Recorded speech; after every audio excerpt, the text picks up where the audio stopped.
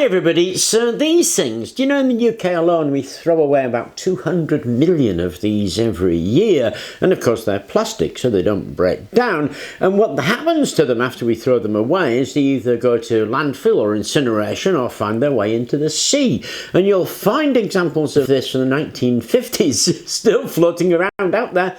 Toothbrushes can wash up as far away as Hawaii. It's incredible how these things get around. They're possibly worse than drinking straws, but the question is, why don't we recycle them? This particular one actually is from a company called TP.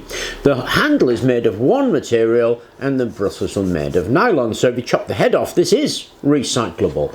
But something like this, which contains at least 6 materials, we've got a polypropylene body, we've got a polyethylene coloured bit, we've got a silicone bit right there, we've got an acrylic bit there you can see through, and then we've got the nylon of the bristles, and in the head there's some metal staples holding the bristles in place. That is next to impossible to recycle, because bear in mind, that costs 12 pence.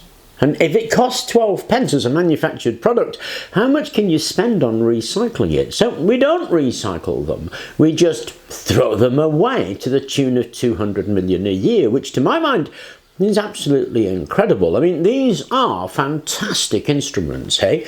They're to do, well, a relatively simple job, and they're surprisingly complex for that job. I mean, although there's 5 to 6 parts in this, in an electric toothbrush there's something like 500 plus parts, which is crazy when you think all you really want to do is brush your teeth. In this, the nylon, which is invented obviously in 1938 by Carruthers, there's about 2,800 tiny little bristles in there.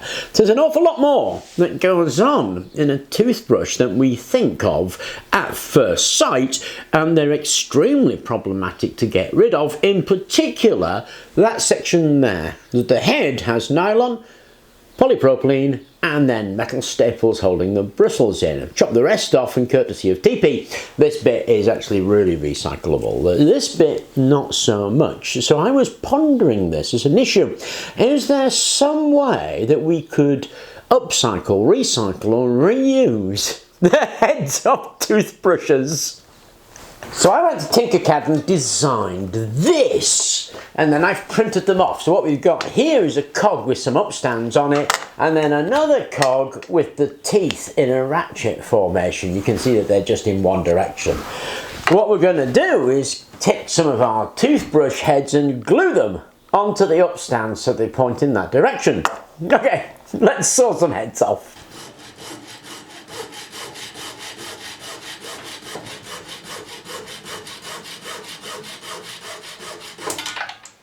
There's our heads, there's our handles.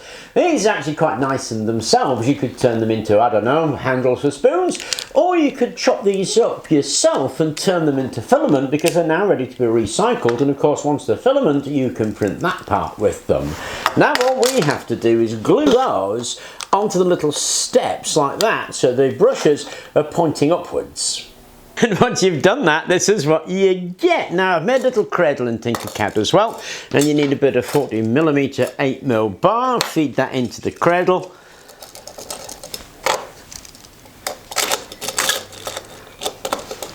There's a spacer as well to go in there. Put that spacer in. There we go.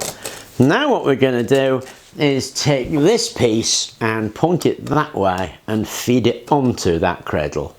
Okay, the way it works is we attach something to here, like maybe a wind turbine, maybe a chain, something. And when we drive that, of course, the bristles of the brush catch in those jagged teeth and they force it around. Now it's quite a surprising amount of force, which is no surprise because we have, what, 8 of these with 2,000 on each head. So we've got about 16,000 little points pressing on there. That's a lot of force. If we want more, of course, we could add more bristles. So we've got quite a lot of force turning that, and I can feel it in my hand, and yet when I turn that way, nothing at all, because the bristles act like a ratchet, and as they go around, they're also incredibly silent, which is really cool.